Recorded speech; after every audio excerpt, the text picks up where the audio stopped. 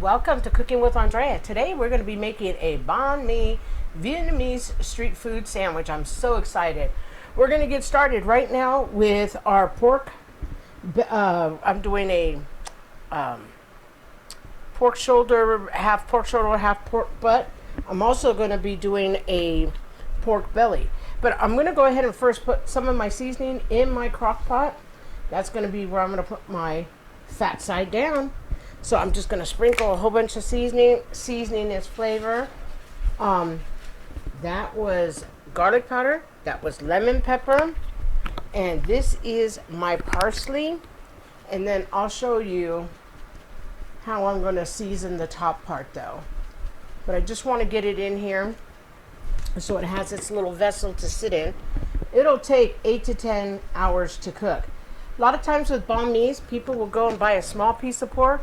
But you know me, when it comes to pork, I can get a good deal, so I have a big pork. Plus, I need more pork for my freezer so that I can make some sandwiches for tomorrow, and then I can have 4 or 5 other dinners or 3 or 4 other dinners. So I've got my bottom pan seasoned. I'm going to go ahead and just show you how it looks.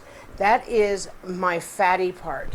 I'm going to put it right down on the fat because I want lots of goodness on my fat. Plus, I need the fat. I also do use the fat for other things when I'm cooking, because you'll see tomorrow when the pork belly or the pork comes off, you'll see I will have separated it. I am not going to slice anything. I am not going to slice anything until I show you. So I'm going to go ahead and move this so you can see me seasoning how well I want my pork covered. Seasoning is everything, and I'm doing a neutral seasoning for my pork, but because I will use this for other dishes, so I want this to be a very neutral, where I can use it for American dinners, Mexican dinners. I can use it for sandwiches. Nothing will be offensive. So that was a whole lot of parsley, a whole lot of lemon pepper, because pork needs salt when it's cooking. This is onion powder. And you just want to layer the heck out of this, because this is all going to melt in the juices and it's going to become flavor. Then I'm going to do garlic. My pork is 8 pounds. I love when the prices were 98 cents. I got that pork for 98 cents a pound, and it's 8.5 pounds. So that was perfect. And it was $8. So you can't beat that. That's a good price. Okay. So now, see how it's all really seasoned. You're just going to put tons of seasoning. And basically what we're going to do is get this started on high. It's going to cook between 8 and 12 hours. I like my pork very, very done. I'm one of those. I cannot eat tough pork. Will not eat tough pork. Don't like any meat tough, to be quite honest. So mine will take at least 8 to 12 hours. And then you'll see, because I'm not going to slice it before I show you guys. And then what I'll do is that meat is I'll end up putting it on my stovetop and frying it when it's time to make sandwiches. Okay, so here's my beautiful pork belly. Pork belly is expensive. So this banh mi, when I make this sandwich, is going to have slices of pork fat, because I want the fat, the little bit of pork, but I want a backup of good, soft, delicious pork. So this was quite expensive. It was $5.18 a pound, and I have 2.5 pounds. But that's fine. That's enough for me and my family. We're fine. I could feed a lot of people with that, honestly. So we're fine. So I'm going to make the marinade for my pork belly. So my pork belly is going to be a more banh mi influenced, basically a more influenced Vietnamese Asian type pork. So I'm going to start with 3 tablespoons of rough chopped garlic, because it is just going to be my marinade. And then what I'm going to do is take and do 1 tablespoon of olive oil. I'm going to do 1 tablespoon of hoisin. And remember, this is my recipe, my version. So just wanted to let you know, it's a little bit different, but I try to stick to as tradition as I can. But you know, it depends on who makes your food too, because how do I know? They learn from tradition. So, you know, I kind of just taste, try things like that. So that was 1 tablespoon of hoisin. Okay, so lemongrass. This is kind of a cool condiment. You can buy lemongrass if you can find it in the stores. Only places I can really find it in the stores here. I can't find it at like a Winco or Walmart most of the time. But I have to go to like a Whole Foods or Rayleigh's sometimes. So sometimes I think it's easier just to go ahead and buy the lemongrass just like this. And it's going to be 2 tablespoons because this is going to give it's going to be a lot of flavor. Yeah, it'll add a lot to my marinade. And you want to get it in there. Okay, so we did 2 tablespoons of lemongrass. And then I will put this in the description box. And I will do it for the marinades, for the cooking, for the pickled vegetables, and so forth. Now this is my soy sauce. I'm going to do 2 tablespoons as well. And then I'm going to do, let's see here. This will be 1 tablespoon of oyster sauce. I had to see what I was pouring out. You don't want to put too much oyster sauce if you're not used to it. It can be kind of offensive. But if you're used to it, it wouldn't bother you. But this is just to coat my meat. And then it's 1 tablespoon of sesame oil.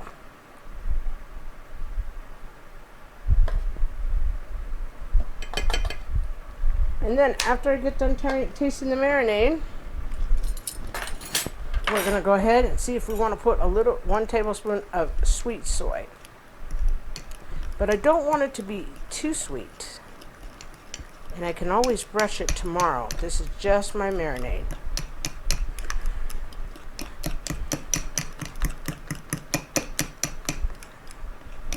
So my pork belly won't take as long to cook.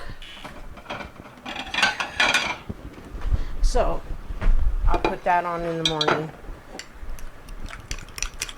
Okay. Has good taste. I'm going to put 1 tablespoon of my sweet soy because I do like mine a little bit sweeter.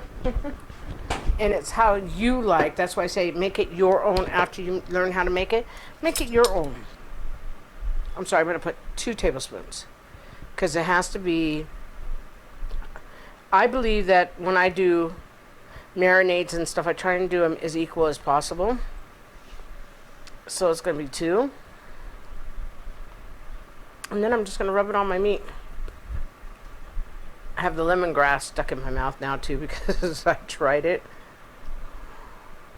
My sweet soy pours much slower than my regular soy.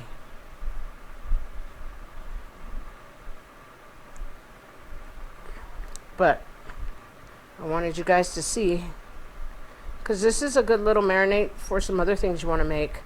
We're kind of into the Asian Mexican flair, you know, where we do like a little street taco with different, we do beans traditional, and then what we do is we do a little bit of Asian flair. Put that little bit of zing. Okay. Here we go. It's going to roll a little bit faster now.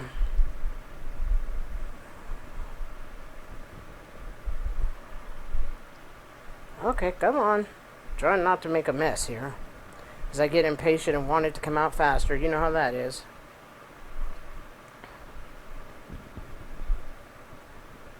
And I'm kind of a stickler for measurements because that way I'll know how to go back and remake the dish. Otherwise I'll forget because I make so much stuff. I will totally forget. I'll get one confused with the other. Okay. So there we go. We are good to stir, stir, stir. I'm going to line my meat here. So I'm going to pour it right over, and then I'm just going to mix it together with my hands. Get everything into it. And then I'm just going to go ahead and put a piece of tin foil over, put it in the refrigerator, and let it marinate all night long. 24 hours is what I suggest. Okay. And then, like I said, we'll just rub it in, get it all tossed, and I'll probably go back and toss it again later. Either that or my husband will. My husband's really good at tossing things. He always makes beef jerky and things like that, so he's so good at it. Whereas I put it in the fridge, and then sometimes I forget about it for a minute. Not him. He'll go turn it for every couple hours, whatever is needed. But oh my gosh, he makes the best beef jerky. One day I'm going to have to get him on here and making beef jerky for us all.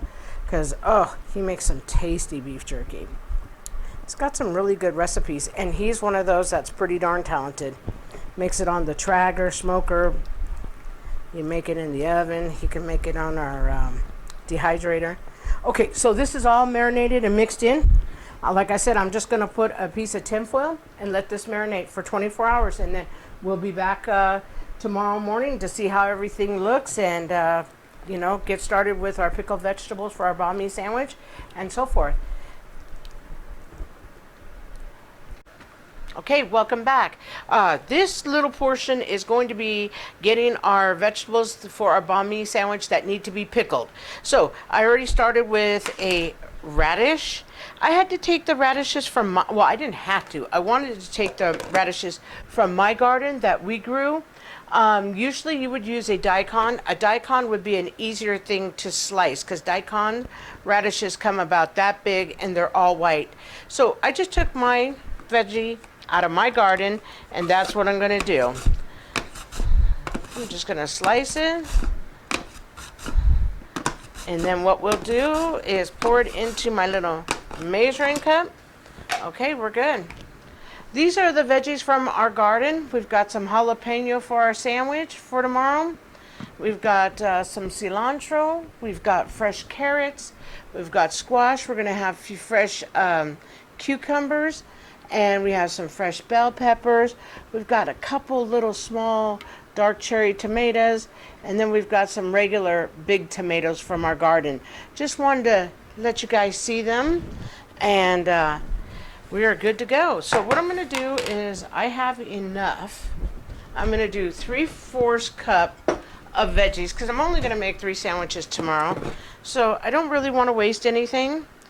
And if I have a little bit left over extra, I'm just going to make my hubby his own little container of pickled vegetables because he really likes them. Okay, so 3/4 cup, we're good. We're going to do the same thing with our carrot. I went ahead and washed the carrots and stuff. It's so funny because I'm not used to using this one, but I wanted to use, I love the way the size of the vegetable come out. So I'm just going to go ahead, get the carrot shredded. Oops, that didn't work as good as I wanted it to. Okay, let me go ahead and recenter this one. Or what we'll do is we'll just cheat a little bit. And I'll use my nice towel to get that all. But I do not want to cut my fingers because I am the person that cut my fingers last time on the cheese grater. Okay. So what I'm going to do here is we're going to stack. We're going to improvise. I like this one because of the way it holds on. But obviously, oh, I see. My carrots are a little bit longer. I get what's going on. My carrot's a little bit longer than my little poker hold. So I was like, what's going on here? Thank God we don't need too many veg. That can be an experiment in its own right. You know what I'm going to do is I am going to go to break. I'm going to get all these cut up, and then we're going to come back and mix them in our liquid. I don't want to have you guys hanging around all this time. Okay, welcome back. All the fingers are still there, thank the good Lord. We have 3/4 julienne carrot, 3/4 cup of my radish for my banh mi. And now what we're going to do is I'm going to leave this over here. That's my little bit of extra. I'll push that to the side. Now we're going to make my little sauce, my little pickling liquid here. So I have 1/4 cup of rice wine vinegar. I have 1 tablespoon of water. And I have 1 tablespoon of sugar. Just gonna mix it up. And then I'm gonna pour it in. And then I need to let this sit for at least, you know, they say always let it sit for at least an hour. Me and my husband believe it should be at least 12. So we'll be making the sandwich tomorrow after all the fresh meats are cooked. And so ours will sit for about 24 hours. But you can make it, and you could put it in one of your little jars, and you could keep it there. So if you ate these kinds of sandwiches, or if you liked a few pickled vegetables, this would sit in your refrigerator for quite a while. A couple months, I think you're good to go. So basically all I did is mix this up, and I'm going to let all the vinegar just incorporate, and then guess what? I'm going to put it in my jar, put it in my refrigerator, and tomorrow we will take it out, and we'll go from there. But that's all I'm going to do. I'll pour the liquid first so I don't make a mess. And then what I'm going to do is just go ahead and get my vegetables, pack them in there nice. And if you didn't have time, you were going to make the sandwiches, like I said, just do it an hour before sandwiches and you would be perfectly fine. This is going to add a little bit of funk to my beautiful banh mi sandwich. And we're going to have some fresh cucumber, fresh jalapeno, fresh cilantro, and then that'll be the other part of my veg. Okay, now that I got a liquid in there, I'm going to put the rest on top, dry my hands off, go ahead, put my cap on, and then I'm just going to mix it like that, up and down, and there we go. And we're going to go ahead and we'll go ahead and get it in the fridge, and that's what we'll do. Next, we're going to go ahead and start our chicken liver pate. So we'll be back in a few minutes when I get everything set up. Welcome back. Okay, we're going to get started with our pate for our banh mi sandwich. I have 6 tablespoons of butter. I'm going to go ahead and use about 3. I'm going to get it in my pot here, or pan here, and I'm going to get it started here. I'm not sure. I'm thinking I'm going to go a medium high to see how it warms up, because my induction ware, it cooks good and fast. So I'm just going to go ahead and slice my butter just in case I need more. So I went ahead to save a little bit of time. I took 1 teaspoon of sage, 1 teaspoon of thyme, which I have right here, and I put them right here so it would save a lot of time. I took 3 cloves of garlic, and then what I did is I finally chopped them so they're right here. Shallots. Sometimes it's hard to judge how much. It should be about 1/3 of a cup of shallot. If you don't have a shallot, you can use an onion, but I kind of just wanted to try it with a shallot. Because I'm going to use my food processor to make the pate and grind it or blend it, it has no bearing. But I did cut mine paper thin because I still am a little bit of an issue with garlic, onions, and things like that not being in my food for me properly. I have 1 pound of chicken liver. Look at this thing. I'm like, holy Toledo. I eat gizzards and hearts and things like that all the time. I love that kind of stuff. But livers, not really a big liver person. My parents never really raised us to eat it. I mean, my mom and dad had liver and onions like once in a while. And otherwise, they really didn't eat it, so we didn't. I think me and my brother, we were like, no, we want hot dogs, thank you. Like most kids do. So just getting this really super nice and hot. And then what we're going to do is take and put our chicken livers in, and our shallots and our garlic. The key is to not super overcook the livers. You want them to not be tough.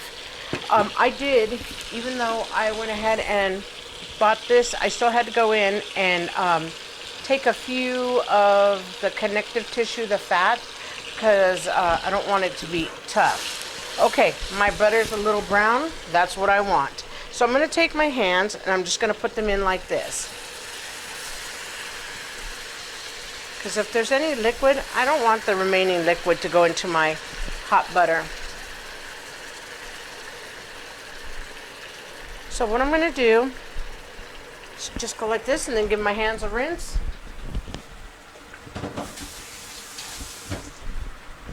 Okay. I'm going to give it a stir. I'm just going to stir this. Okay, great. Smells delicious, looks delicious. I'm going to go ahead and drop the shallots in. So remember, 1/3 cup, and I'll have it in the description box. I'm going to take my 3 cloves of garlic. I love garlic. I think it is so good. It took me a long time to like garlic though, because I don't know, we must have had somebody in the family that when they did the garlic, they always left it in such big chunks. Very unappetizing when you're not used to eating garlic, and so really didn't like the way the aroma was. So I always make mine nice and fine. I like mine small bites. And but now, gosh, I love garlic. Oh man, it smells so good. It enhances the flavor of your food. Okay, we're just going to let that cook for a few minutes.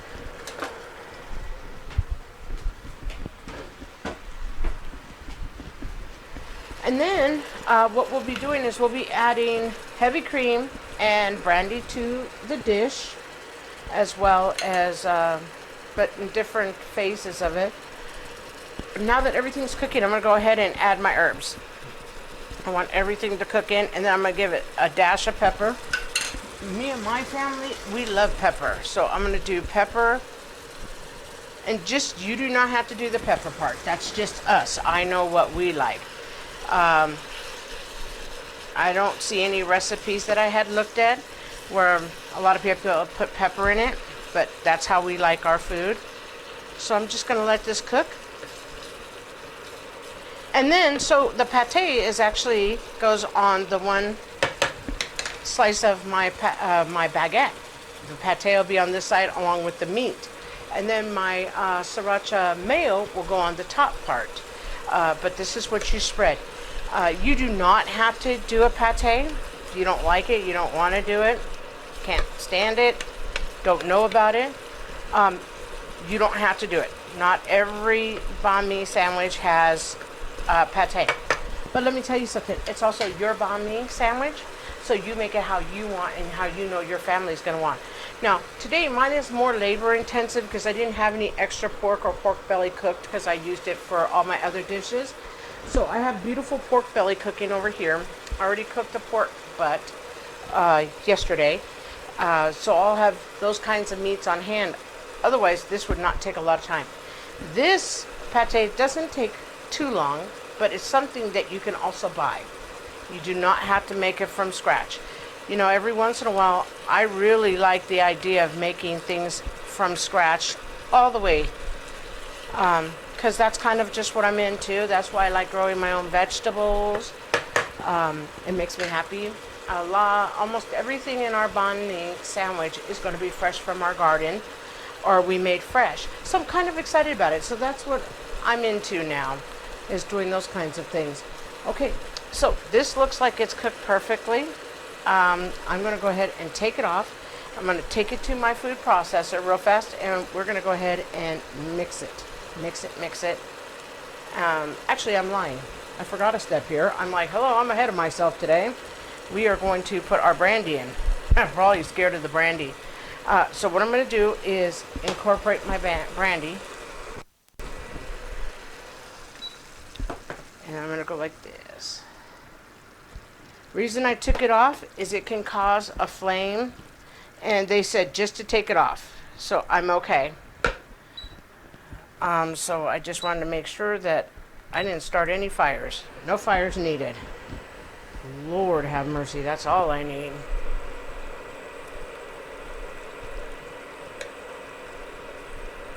Okay. let this cook for 2 to 3 minutes. And then what I'm going to do is I'm going to add a 1/4 cup of heavy cream. And then what we'll do is take it and blend. And then we'll come back and we'll put the rest of our butter on top of our pate. But you want to cook the alcohol off. And traditionally a pate is made with either a brandy or a wine. But I don't believe that if you don't want to use alcohol, even to cook in, then you don't have to. I feel you can use a cooking wine, or maybe just don't put it in at all. I don't see. All it is another flavor. But you're supposed to cook it where it burns off mostly. So, not too hard. Looking good. You can smell all the beautiful aromas. So we're just going to go ahead and let this cook, and we'll be right back. Welcome back. Okay, I'm going to go ahead and add my heavy cream. Oh, everything smells delicious. So I'm just going to add my heavy cream. Ooh, smells great. Boy, I wish we all had smell vision. It always cracks me up when things smell so delicious. Okay. So what I'm going to do now that I have my heavy cream incorporated, I'm going to go ahead and turn off my burner. And then what I'm going to do is I'm going to put this into my food processor, and this is how we make our pate. Let me come a little bit closer here. I'm going to move this one. This is kind of awkward for me to go sideways from my face here. And then I'm just going to pour this in so you guys can see it. And remember, this is Andrea's version. This is the inner Andrea coming out in me. I tell you, I love to cook. So what I'm going to do is get this all mixed up, and then we are good to go. I'm going to put it on low.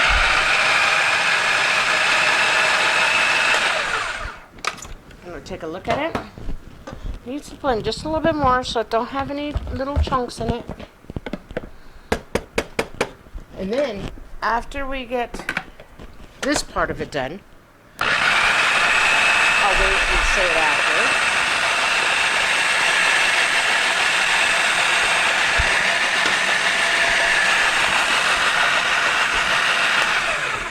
Okie dokie, we are done. I'm going to put this right into my water here. And I'm going to get one of my spatulas out. And I'm going to get this moved back because this is a mess. I can make a mess really, really well. I have no problem making a mess. Okay, so this is what it looks like.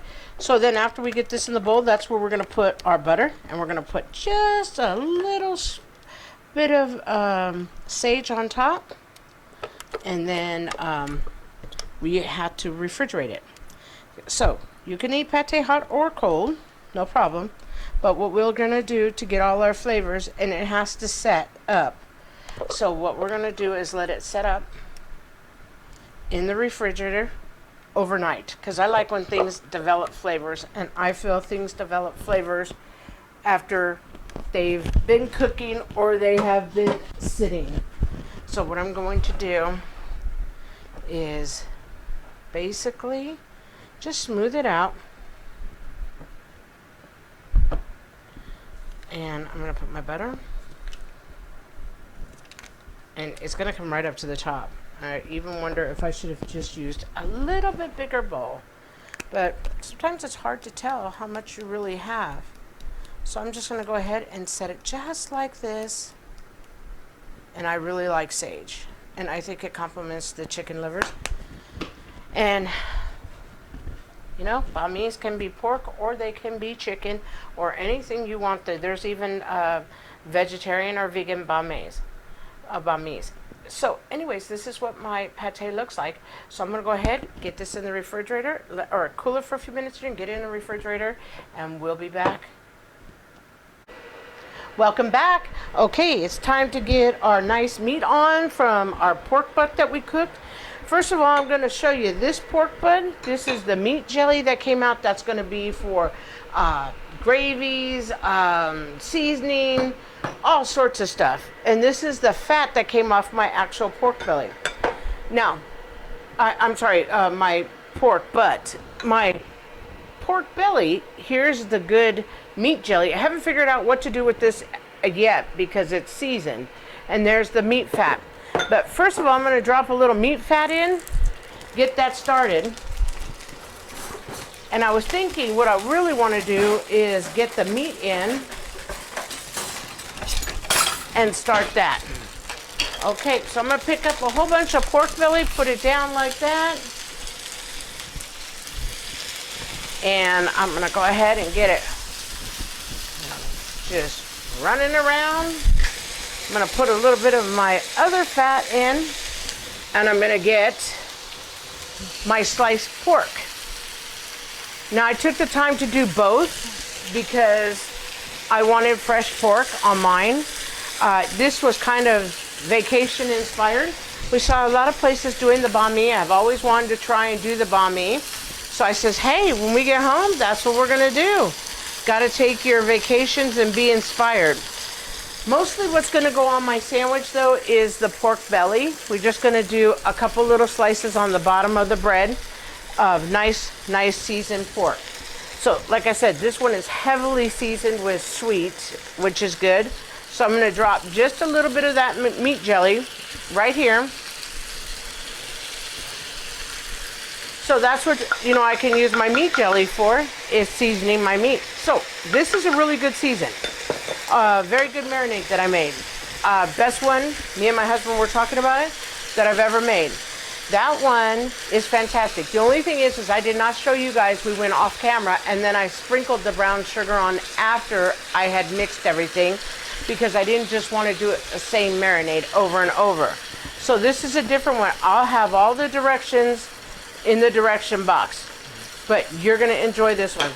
And then so I have my baguettes in the oven, which we're going to check real fast. Now I'm just warming my pork. Everything is already cooked. Just want to get some delicious flavor going on, and that's all I'm doing. Okay, so this is my meat. I'm going to package it up. It's going to go for many more dinners. I have enough here to do 3 sandwiches today, and probably enough meat out of this to do 6 different dinners. So I'm going to go ahead and put all this away. And then what I'm going to do is I'm going to check the buns real fast. And then if the buns are not done, we'll be back in a few minutes. But let's check these buns. Have them at 400. I pre-sliced them. Okay, my baguettes are almost done. They need about another minute. So we are good to go. So what I'm going to do is I'm going to go ahead and finish warming the meat. And then what we're going to do is put some of this away so that we can assemble our beautiful sandwich. So we'll be right back. Welcome back. Okay, I've got my beautiful, hot, crispy baguette. It's so nice and hot. I'm going to wait a minute, and then I'm going to pull a lot of the bread out of the top of it so we have room to just stuff this beautiful pork delicious sandwich. Okay, so I have a 1/4 cup of mayo. I'm going to add a little sriracha. Add as much as you want or as little as you want because it's how you like it, And so I'm having a hard time with my little top there. So I'm just going to add a little bit. It's just going to give a little zing to my mayo. That's it. So that's my sriracha mayo.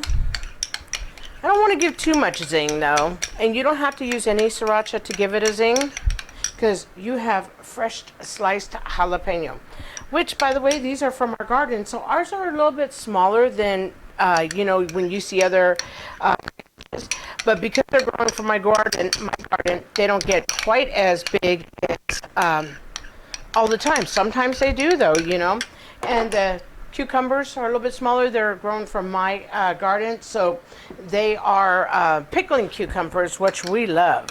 Okay, so this is what my sriracha mayo looks like. Okay, this is the beautiful pate I made yesterday. I'm excited. We're gonna go ahead and get ready to stuff this beautiful sandwich. So like I said, I'm pulling the bread top out. Oh man, this part of my bread is broken. We're not using that one. Changed my mind. Okay, here we go. We're gonna use a different one because I don't want a broken piece of bread when I show you how to make our banh mi sandwich. This thing took a long time because we did everything from scratch. So I'm just pulling some of the bread, hollowing it out basically, so we have room for all the delicious meat and veggies. This is a cool sandwich to make. Okay, you kind of don't want to break it, so what I'm going to do is I'm going to start. I don't like when they're broken. They should not be broken, in my opinion. I'm going to go ahead and put my pate on the bottom. I'm just going to take a little bit of pate. Now, basically, this is your chicken livers that were cooked, and you don't have to use it. Not every banh mi is made with pate, and you don't use a lot. It just enhances your taste, especially if you don't use as much meat as I use. This actually came out very good. This is the first time I made pate, and it is delicious. But the reason I think it is so delicious is because, like I tell you, you make it how you like it and how your family likes it. So we put a little bit of pate. The top is hollowed. Now we're going to line our banh mi with our pork. Now this is my pork belly because it's a delicious pork. And it is crock potted for 10.5 hours. It crock potted for. I think the reason people do not like pork, unless it is a religious, is because people do not cook pork correctly a lot of times. They leave it hard or dry. No, never should be hard or dry. I put a generous amount of pork belly. That's why I bought so much of it. I bought 2.5 pounds. So first pate, then regular pork, and now that's my sweet Asian marinated pork. So now what I'm going to do is take my sriracha mayo. I'm going to flip it to the top side. I'm just going to dress it right in here, as much as you would like or as little. And all that's going to do is keep everything nice, beautiful, and moist. Now I'm going to flip it this way for me. Move this back, close. And then what I'm going to do is I'm going to start assembling. We're going to go ahead and we're going to put cucumber. Just enough just to line your sandwich. Not a lot. And then what we're going to do is we are going to put some jalapeno. Not a lot. You don't want it to be too hot, and that's why you want them so thin. It's just supposed to give you a little tingle, unless you're one of those that likes a lot. Then the next thing we're going to do is put our beautiful daikon radish, which I used a regular radish because that's what came out of my garden, and carrots. This is what has been in my pickling liquid. And I took it out so that it would not drench my sandwich, because this is going to give it just this one little awesome kick, you know, with the pickled veg. That's very popular right now, pickled veg. People love it. Then what you want to do is take a generous amount of your cilantro. And then what you're going to do is just put it in. Sock it right in there nice. And you want a nice amount of cilantro. It's a good flavor. Then what we're going to do is we are going to take and we're going to just kind of stuff it in. Stuff it in. And I took my sprigs, most of my sprigs off my cilantro, just so you see. I don't want, when you take a bite of the sandwich, all that cilantro to come out. So just so you see that. And then what we're going to do, this is why you keep your sandwich like this. It looks absolutely beautiful with all your veg. Okay, I'm only assembling one right now because I want you to be able to see it. We've already tasted everything. We just haven't actually bit into. But after we take pictures, we're going to go in and bite into. But this is what your banh mi should look like. And you got all these beautiful flavors running around. Absolutely gorgeous. But I'm not going to cut my banh mi anymore because I want it to be like this for the picture. And not only that, I cut the baguette. Like I said, I cut the baguettes myself. Just bought a 2-pack of baguettes. And I warmed them and everything. So if you like the content, if you would please like and subscribe, I'd be most grateful. This is my version, Andrea's version of a banh mi. I hope you enjoy, and I thank you all for all your support, and I hope you enjoy the sandwich.